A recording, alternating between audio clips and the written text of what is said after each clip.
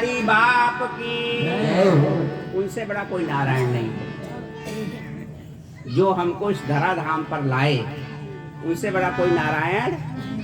इसलिए माँ बाप का सम्मान करो। भगवान की बड़ी कृपा है, जिसके फलस्वरूप और आप सबके सहयोग से, रत्नेश भैया के अथक प्रयास से, इस झंझट बड़ी मोबाइल की दुनिया में, भागम भाग की दुनिया में, और मन में जो है खुराफात चलने वाली मानसिकता को त्याग करके कुछ समय निकाल करके आप व्यास जी के पास, मानस जी के पास आकर के शांति का अनुभव महसूस करते हैं। यही जीवन का सार्थक समय है। ये भगवान की हमारे आप पर अहेतु की कृपा है कि हमको कुछ कहने की योग्यता दिया है और आपको सुनने की। हम कहना तो जानते हैं, लेकिन अगर सुनने वाले ना हो, और अगर रत्नेश जी 1 महीने प्रयास ना करें तो आप सुनने आओगे? नहीं आओगे। तो ये साधुवाद के पात्र हैं। इनके जो सहयोगी हैं उन सबको मैं प्रणाम करता हूँ, व्यासपीठ को प्रणाम करता हूँ, और आपको राम कथा के साथ साथ दिव्य भजनों का आनंद कराने वाली ये सारी टीम को मैं साधुवाद देता हूँ। अभी बड़ी अच्छी चर्चा हो रही थी। किसकी चर्चा हो रही थी? भगवान शिव और पार्वती के विवाह की चर्चा हो रही थी। अच्छा यह बताओ, जितने लोग बैठे हैं इसमें सभी का विवाह हुआ है? अच्छा, सभी का विवाह होगा ये तो सत्य है। कुछ का हो गया है और कुछ का होगा, लेकिन विवाह तो सबका होगा। कोई बिना विवाह के नहीं रहेगा। हाँ, हो सकता है कोई एक आध लोग, कोई संत महात्मा महापुरुष हो जाए तो उसके लिए कहा भी नहीं जा सकता। लेकिन आपको एक बात बता दूं, इस रामचरितमानस में कुल कितने विवाह की चर्चा है? मेरा प्रश्न ये है। आप मानस पढ़ते हो ना? रामचरितमानस हम आप पढ़ते हैं ना? तो इस रामचरितमानस में कितने विवाह की चर्चा है, ये मेरा प्रश्न है। और देखो, हम कथा जो करते हैं ना, वो एक पक्षी कथा नहीं करते हैं कि हम कथा करें और आप सुनो और चले जाओ। हम बीच बीच में आपकी बात को समझने की चेष्टा भी करते हैं। हम कथावाचक नहीं हैं, हम तो कथा पढ़ाने वाले हैं। कथावाचक तो व्यास जी हैं। तो पढ़ाने वाले जो व्यक्ति होते हैं वो बताओ, अपने स्टूडेंट से पूछते हैं कि नहीं पूछते हैं? तो इसमें कोई आश्चर्य की बात नहीं है। आपको जो नहीं आएगा हम बताएंगे, और आप कहीं से भी कोई बात पूछोगे तो हम बताने के लिए बैठे हैं। लेकिन थोड़ी सी तो हम जो कह रहे थे, भाई देखो, मोबाइल और मुंह बंद रखना पड़ेगा, केवल मेरा मुंह बचेगा। ये बताओ, आप लोग मंदिर में गए हो ना? मंदिर में गए हो कि नहीं गए हो? मंदिर में किसी पुजारी को आरती करते हुए आपने देखा कि नहीं देखा है? देखा होगा ना? तो मंदिर का जब पुजारी आरती के सही करे और चाहे आरती गलत करे, मूर्ति कभी टोकती है? नहीं टोकती। तो हम आपके इस कथा मंडप के मंदिर के पुजारी हैं, और आप सब क्या हो? हमारी मूर्ति हो। हम अपने शब्दों के माध्यम से आपकी आरती उतार रहे हैं। और आरती में जैसे पुजारी आरती उतारता है ना, तो मूर्ति शांति से स्वीकार करती है। तो हम भी आपसे अपेक्षा करते हैं कि आप शांति से, हमको जो समय मिला था वो 7 से 8:30 का मिला है, और उसमें भी 7:30 बज गया है। तो जो 1 घंटे का समय हमारे पास है, तो हम वह चाहते हैं कि वह समय आपका साकार हो, सार्थक हो और उसमें कुछ ऐसा सीखो कि जो आपको जीवन में काम आए। एक कथा जो है जनरंजन मनोरंजन का विषय नहीं है। कथा क्या है? जिससे जीवन सुधरे, हमारे जीवन में परिवर्तन आना चाहिए, हमको ज्ञान मिलना चाहिए। एक कथा जीवन बदलने की शैली का नाम कथा है। यह ऐरो गैरो नत्थु खैरू की कथा नहीं है। ये परम पिता परमात्मा हमारे आराध्य भगवान राम की कथा,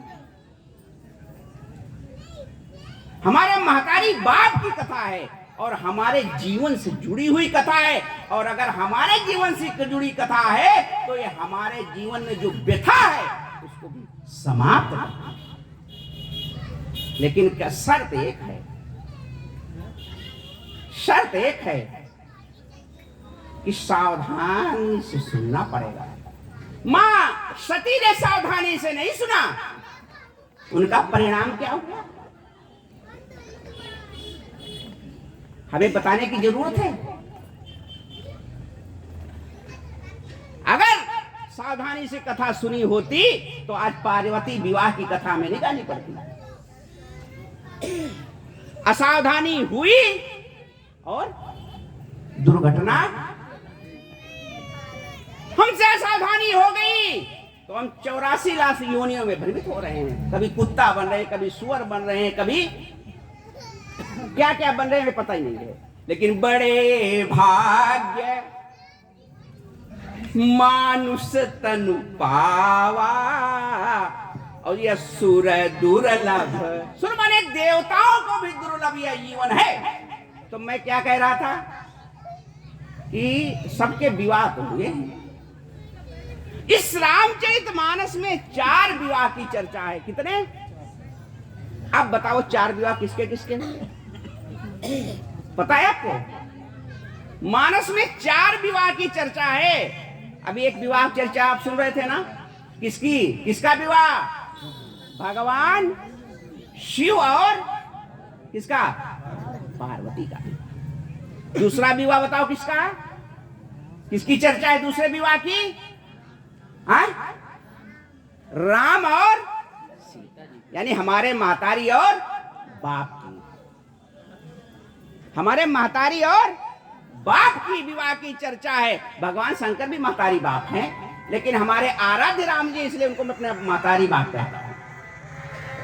माता रामो मत्पिता रामचंद्र, स्वामी रामो मत्सखा रामचंद्र, सर्वस्व में रामचंद्र दयालुर, नान्यम जाने नहीं जाने न जाने। मैं कुछ नहीं जानता हूं, मेरे एकमात्र आराध्य हैं वो सीताराम जी। ये भगवान के प्रति दृढ़ता है, अपने आराध्य प्रति समर्पण है। ए बैठ जाओ बच्चे। तो राम जी, मैं क्या कह रहा था, एक तो राम जी का विवाह और एक भगवान शिव का विवाह, ये मानस में 2 सफल विवाह है। क्या है? ये मानस के 2 सफल विवाह की चर्चा है और 2 असफल विवाह भी हैं। किसका किसका है? मानस में 2 असफल विवाह की भी चर्चा है। वो कौन कौन से विवाह हैं आप बता सकते हो? एक बाबा को अपनी चतुर्थ अवस्था में विवाह करने की इच्छा प्रकट हो गई, हाँ? नारद जी को। और उसमें किससे विवाह करना चाह रहे थे? अपनी दादी से विवाह करना चाह रहे थे। अगर पोता कहे कि दादी हम तुमसे विवाह करेंगे तो आप बताओ क्या कहोगे? नारद जी को हुआ कि नहीं हुआ? नारद जी को विश्व मोहिनी के स्वयंवर में जाकर के विवाह करने की चर्चा आती है कि नहीं आती मानस में? तो कितने चर्चा हो गई आपको? 3। और चौथा विवाह, एक तो बुढ़िया को होश खराब हो गए, वो ब्यूटी पार्लर में चली गई। और ब्यूटी पार्लर में जाने के बाद, मैं गलत नहीं कहता हूं, मैं कोई चंडूल खाने की गप नहीं कहता हूं, मगर मैं गलत बोलूं मेरी जबान आप पकड़ लीजिएगा। मानस का प्रमाण है। एक जो है, और वाल्मीकि रामायण कहती हो, एक तो बुढ़िया थी वो कहाँ चली गई? अच्छी सुंदर बनने के लिए लोग कहाँ जाते हैं? अभी नहीं जाते ब्यूटी पार्लर, पहले भी जाते थे। और विदेश की महिला थी हो, अपने देश की नहीं थी। ये जो ब्यूटी पार्लर हमारे यहाँ आया, ये बाहरी पाश्चात्य संस्कृति की देन है, हमारी भारतीय संस्कृति की देन नहीं। एक तो बुढ़िया थी, और वो बुढ़ौती में उसको हुआ कि हमें विवाह करना चाहिए। गई, कहाँ गई? ब्यूटी पार्लर में गई, बड़ी सज-धज के आई, भगवान से कहती है देखो मैं त्रिलोक में घूम करके आई हूं, मैंने त्रिलोक का भ्रमण किया, मेरे योग्य कोई वर प्राप्त नहीं हुआ। तो भगवान ने कहा मेरे पास क्या करने आई हो? कहा मनुमाना कछु, मनुमाना कछु तुम्हें निहारी। तुम भी मेरे योग्य नहीं हो, लेकिन अगर कोई बहुत योग्य ना मिले तो थोड़ा अगर मिल जाए तो काम तो चलाया जा सकता है। तो भगवान ने कहा क्या मतलब? कहा मैं आपसे विवाह करना चाहती हूं। तो भगवान कैसे हैं? भगवान हमारे कैसे हैं कि तरुणौ रूप संपन्नौ और सुकुमारौ महाबलौ। बिटिया पानी पियासी हो, पी लो जाकर। भगवान कैसे हैं? वाल्मीकि रामायण में वाल्मीकि काल लिखते हैं कि तरुणौ, तरुण माने जवान है भगवान। भगवान कैसे हैं? जवान हैं। तरुणौ और रूप संपन्न माने यानी कि जितना दुनिया का सौंदर्य है वो किससे निकला है? दुनिया में जितना सुंदरता दिखाई पड़ती है वो सुंदरता कहां से आई है? वो मेरे माई बाप से आई है, वो राम जी से आई है। और राम जी की सुंदरता को देखने के बाद उसमें मोहित हो गई, लेकिन मोहित होने के बाद ये कहते हैं मनुमाना कछु तुम्हें निहारी। तो भगवान ने कहा मैं आपसे विवाह करना चाहती हूं। भगवान ने कहा भाई मेरा तो विवाह, मैं रघुवंशी हूं, मेरा तो विवाह हो चुका है। तो आपको ध्यान में आ गया ना कि मानस में कितने विवाह हैं? कितने विवाह हैं? अब आप बता सकते हो ना किसी को? कौन कौन बताओ? हाँ? एक विवाह भगवान सीता, दूसरा विवाह भगवान शिव और जिसकी चर्चा हमारे व्यास जी कर रहे थे, आप सुन रहे थे नहीं सुन रहे थे? और तीसरा विवाह नारद का, और चौथा विवाह अरे सुपनखिया का। सुपनखिया का विवाह ना है, वो तो कहते हैं, मैं आपको बताया नहीं, ब्यूटी पार्लर गए तो आई रंगपोत करके, तो कैसे थे वो? तो उसके तो थे तम्र मूर्जा, उसके जो बाल थे तांबे के जैसे थे, काले नहीं थे। आजकल लोग तांबे जैसे बाल लगा के नहीं देखते हैं, तो तांबे जैसे बाल किसके होते हैं? कहा जो विदेश की महिला होती है ना। तो राम जी मैं क्या कह रहा था कि विवाह हम सबके हुए कि नहीं हुए?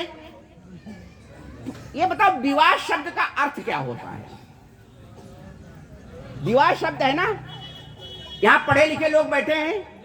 विवाह शब्द का अर्थ क्या होता है? विवाह में दो शब्द हैं, वी उपसर्ग लगा है, 22 उपसर्ग होते हैं ना।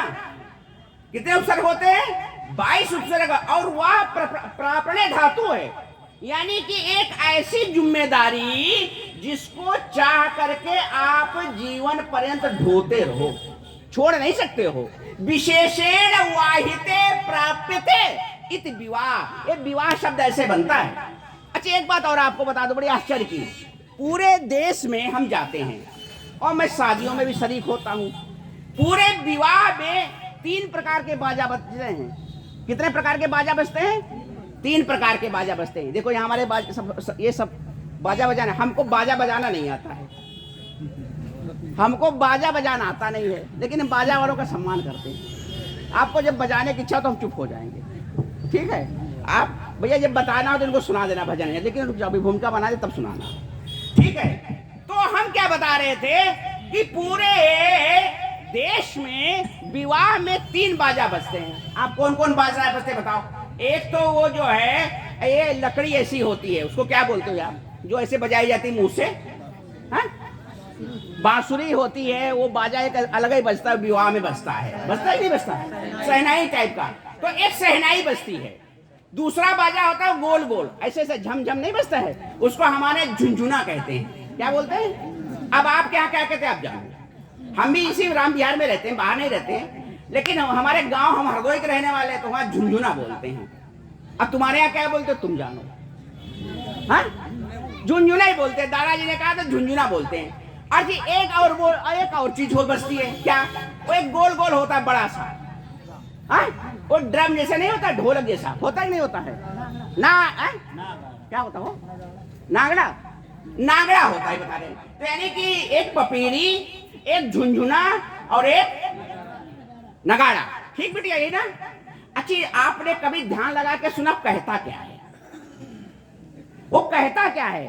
तो जो पहले झुनझुना बजता है, झुनझुना बजता ना, तो वो कहता है, जानते क्या? आप ध्यान से सुनो, जिनका हो गया वो भी सुने, जिनका नहीं वो भी। वो कहता है झंझट में फंसा, झंझट में फंसा, झंझट में फंसा, झंझट में फंसा, तो वो कहता है, वो पपीरी कहती है, पपीरी नहीं होती है, तो कहती है कब तक के लिए, कब तक के लिए, कब तक के लिए, कब तक के। तो वो ढाम से मारता है, कहता है हर दम के लिए, हर दम के लिए, हर।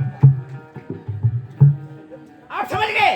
यानी कि विशेषण वाहिते प्राप्यते इत विवाह शब्द बनता है। इसका मतलब एक ये है कि ऐसी जिम्मेदारी जिसको आप चाह करके जीवन पर भी छोड़ नहीं सकते हो, यदि छोड़ोगे तो जेल चले जाओगे।